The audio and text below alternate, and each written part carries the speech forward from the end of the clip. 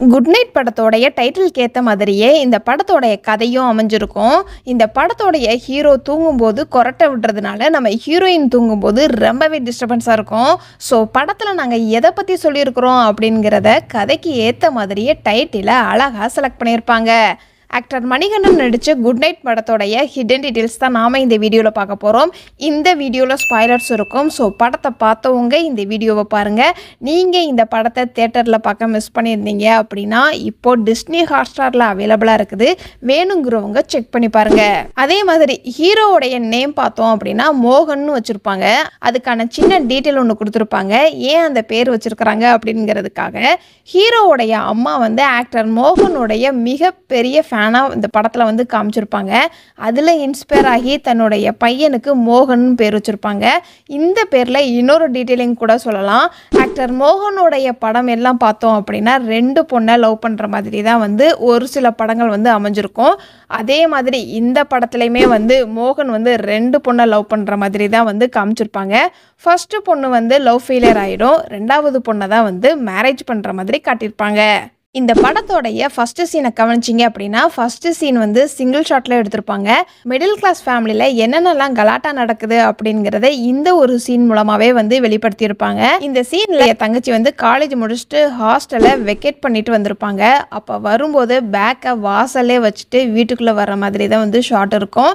அந்த பேக்கை அவங்க அம்மா எடுத்துகிட்டு வர்றது, ஹீரோ தூங்கும்போது இன்னர் வேற வந்து பெட்டு மேலே போட்டு தூங்குற ஷாட்டாக இருக்கட்டும், காலேஜ் ஹாஸ்டலில் இருந்து ஏன் பக்கெட் எடுத்துகிட்டு வரல அப்படின்னு அம்மா கேட்குற டைலாக்கு, நான் அரியர்ஸ் வச்சுருக்கிறேன் அதை பற்றியெல்லாம் பக்கத்து வீட்டில் சொல்ல வேண்டாம்னு பொண்ணு சொல்கிற டைலாக்கு, பக்கத்து வீட்டுக்காரவங்க வந்து பொண்ணோட பேரை சொல்லி மகா அம்மா அப்படின்னு சொல்கிற டைலாக்காக இருக்கட்டும், ஓவராலாக ஒரு மிடில் கிளாஸ் ஃபேமிலி எப்படி இருக்கும் அப்படிங்கிறத அழகாக இந்த ஒரே சீன்லேயே வந்து காமிச்சிருப்பாங்க. அதே மாதிரி நடுத்தர குடும்பத்தோடைய வீடு எப்படி இருக்கும் அப்படிங்கிறதுமே இந்த ஒரு சீனில் பார்க்க முடியும். இந்த படத்தில் மோகனுடைய அக்கா ஹஸ்பண்டான ரமேஷுக்கும் மோகனுக்கும் இடையில இருக்கிற ரிலேஷன்ஷிப் வந்து இந்த கதைக்கு எந்த அளவுக்கு ஸ்ட்ராங்கான பாண்டிங்காக இருக்குது அப்படிங்கிறத அவங்க 2 பேருடைய இன்ட்ரோ சீன்லேயே வந்து காட்டியிருப்பாங்க. ரமேஷ் வந்து பணம் தேவைப்படுது அப்படின்னு சொல்லி கேட்பாரு. அதுக்கு பணத்தை கையில் எடுத்து கொடுக்காம ஏடிஎம் கார்டு அங்கே இருக்குது நீங்களே எடுத்துக்கோங்க அப்படின்னு சொல்கிற மாதிரி ஒரு ஷாட் வச்சுருப்பாங்க. ஏடிஎம் கார்டை வந்து பொதுவாக எல்லாருக்கிட்டையுமே வந்து கொடுக்க மாட்டோம். இந்த ஒரு ஷாட் மூலமாக இவங்க 2 பேரும் எந்த அளவுக்கு க்ளோஸாக இருக்கிறாங்க அப்படிங்கிறத காமிச்சிருப்பாங்க. இவங்களை பற்றி இன்னொரு டீட்டெயிலையும் கொடுத்துருப்பாங்க. ஐடி ஃபீல்டில் வேலை பார்க்குற ஹீரோ வந்து இந்த படத்துக்கு ஃப்ரெண்டு இருக்க மாட்டாங்க. மிடில் கிளாஸ் ஃபேமிலிக்கு ஏற்ற மாதிரி அக்கா வீட்டுக்காரர் தான் வந்து ஃப்ரெண்டாக வர மாதிரி காட்டியிருப்பாங்க. அதே மாதிரி ரமேஷுக்கு எப்படி கல்யாணம் ஆகிருக்கும் அப்படின்னா ஆரோ ஃபில்டர் மாட்ட வரங்கிற பேரில் தான் வந்து ஹீரோவோடைய அக்காவை லவ் பண்ணி கல்யாணம் பண்ணியிருப்பார். அதே மாதிரி தான் வந்து ஹீரோவும் ஹீரோயினோடைய வீட்டுக்கு ஆரோ கனெக்ட் பண்ண போகும்போது தான் வந்து ஹீரோ வந்து ஹீரோயினை லவ் பண்ணுற மாதிரி காட்டியிருப்பாங்க. இந்த படத்தில் இவருடைய பேர் வந்து ரமேஷ்னு வச்சுருப்பாங்க. ஆனால் ரமேஷ் திலக் தான் இவருடைய ஒரிஜினல் பேரும். இந்த படத்தில் ஹீரோவுடைய கேரக்டர் பார்த்தோம் அப்படின்னா எவ்வளோ சத்தம் இருந்தாலும் நல்லா கொரட்டை விட்டு தூங்குற மாதிரி டிசைன் பண்ணியிருப்பாங்க. அதுக்கு ஆப்போசிட்டாக ஹீரோயினோடைய கேரக்டர் வந்து டிசைன் பண்ணியிருப்பாங்க.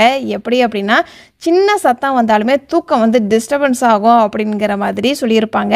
எங்கள் வீட்டுக்கு பக்கத்தில் ட்ரெயின் வர்றதுனால என்னால் நிம்மதியாகவே தூங்க முடியாது அப்படிங்கிற மாதிரி டயலாக் இருக்கும்.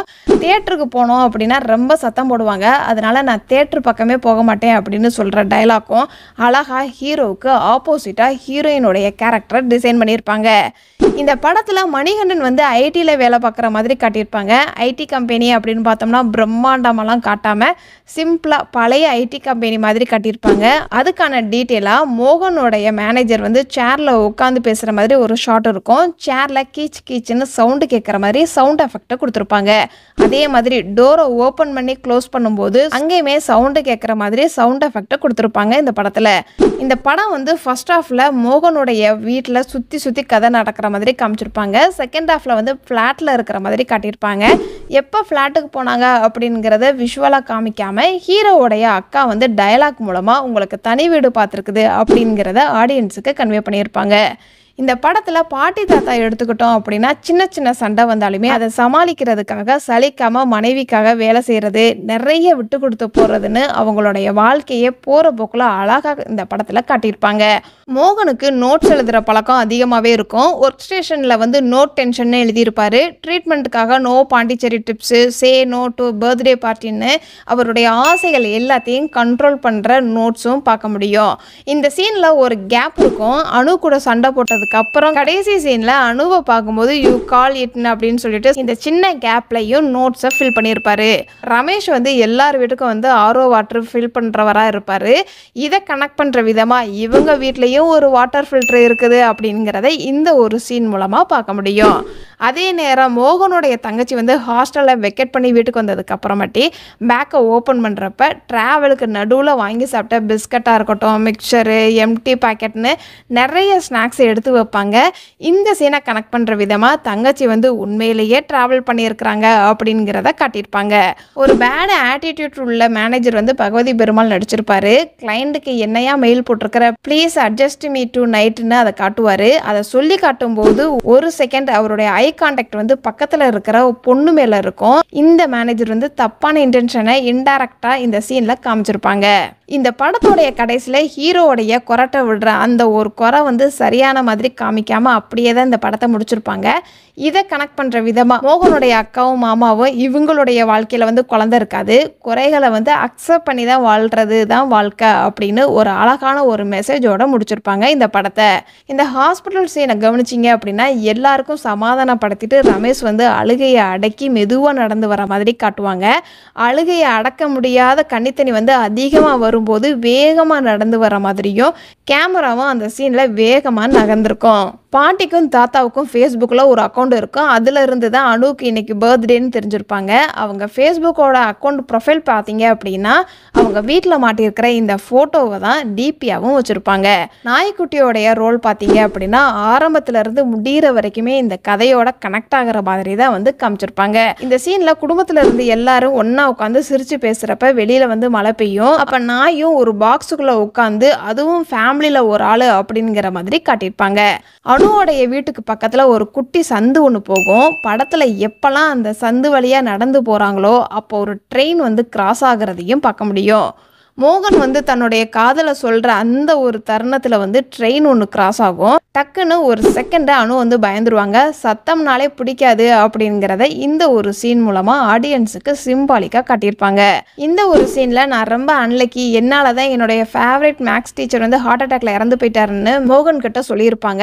இந்த டைலாக்கை கனெக்ட் பண்ணுற விதமாக அணு வந்து ஒரு கம்பெனியில் அக்கௌண்டண்ட்டாக வேலை செய்வாங்க. மேபி அவங்களுடைய ஃபேவரட் டீச்சர் மேக்ஸ் சப்ஜெக்டில் இருந்ததுனால கூட அவங்க அக்கௌண்டண்ட்டாக இருக்கலாம். கல்யாணத்துக்கு முன்னாடி அணு வந்து வாட்டர் ஃபில்டர்னு சேவ் பண்ணது, மேரேஜ் ஆனதுக்கு அப்புறமாட்டி மை லைஃப்னு சேவ் பண்ணியிருப்பாங்க. அதே மாதிரி மோகன் வந்து கல்யாணத்துக்கு முன்னாடி அணுன்னு நேம் சேவ் பண்ணி வச்சிருப்பாரு. கல்யாணத்துக்கு அப்புறமாட்டி அணு கூட ஒரு ஹார்ட் சிம்பிள் மட்டும் போட்டு வச்சிருப்பாரு.